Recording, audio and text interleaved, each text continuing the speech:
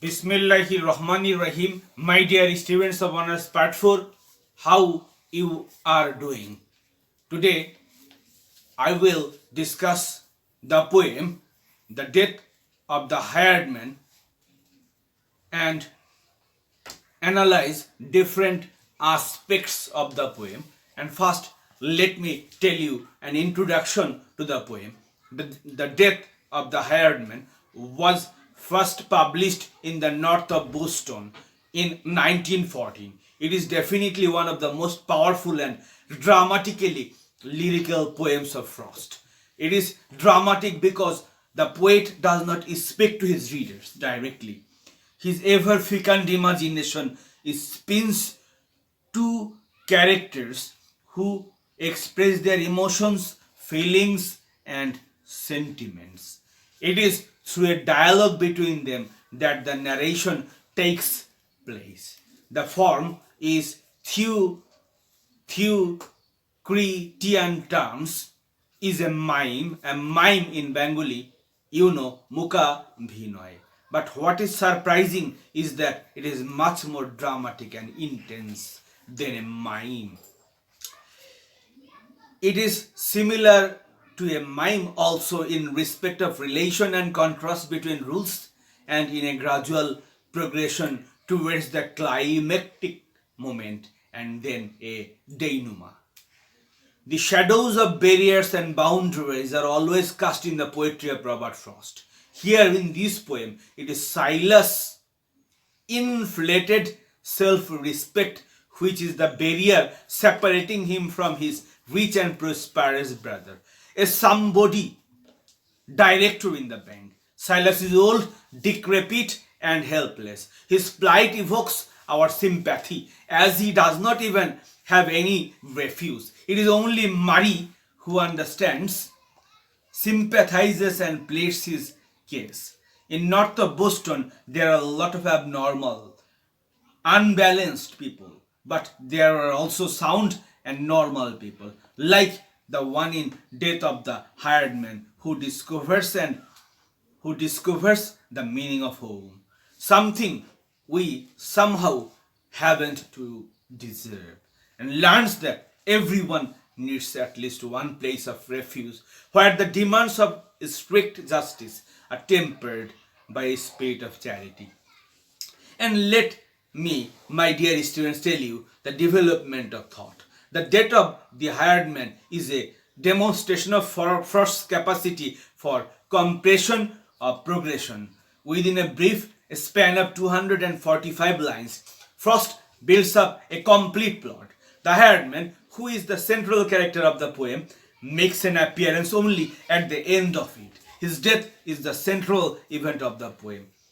The axis on which the entire action revolves, and the meaning of his death unfurls before us layer after layer through successive presentation of the impressions of Warren and Mary. Warren does not want to take back Silas into service. Silas is old.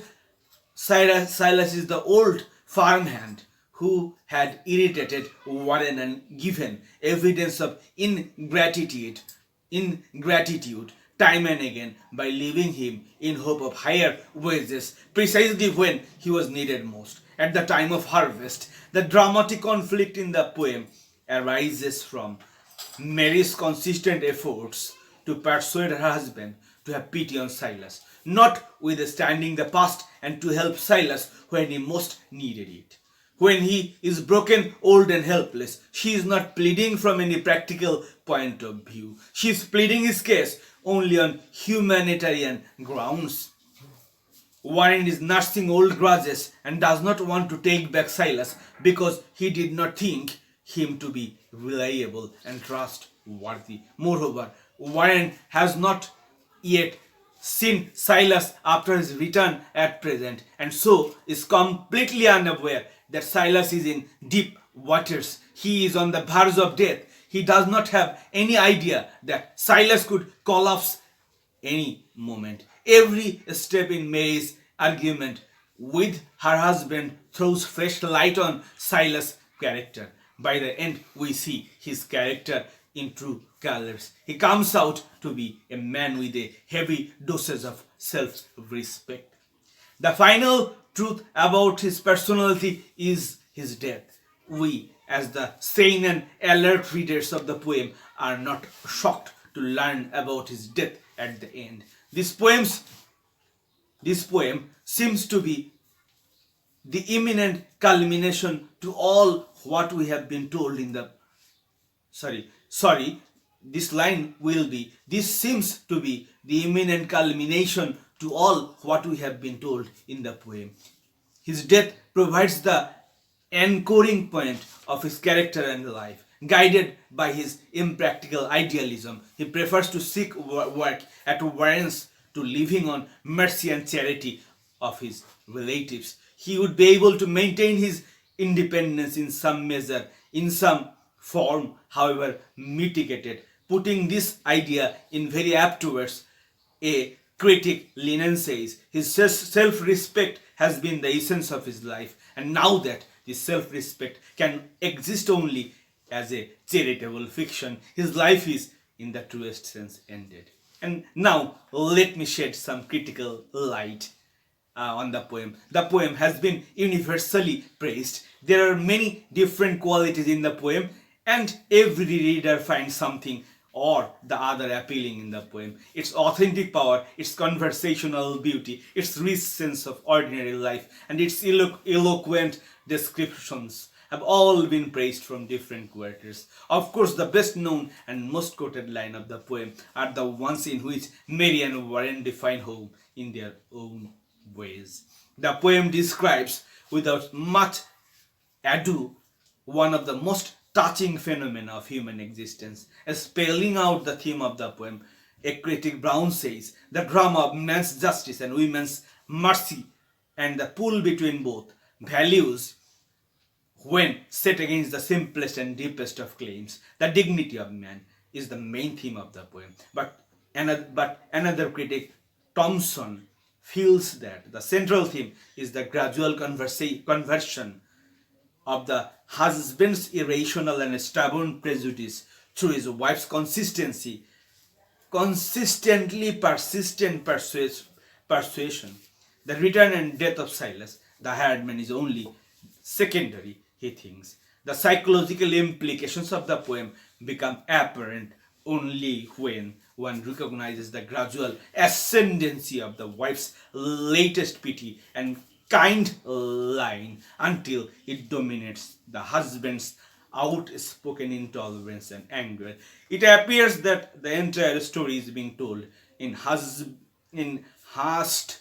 whispers and silent undertones. And let me, my dear students, wrap up the discussion by saying that the last line of the poem are definitely in consonance with the atmosphere and tone built up earlier. Warren returned too soon. It seemed to her, slipped to her side, caught up her hand and waited. Warren, she questioned it, was all he answered. The death of the hired man can be regarded as one of the rare achievements of Frost, in which both the poetic sensibility and artistry are unparalleled in heights. And my dear students, I hope that you will understand the discussion this discussion is very much simple and lucid and is told in simple language. And with these few words, I would like to wrap up my discussion for today. And thank you very much for listening and watching.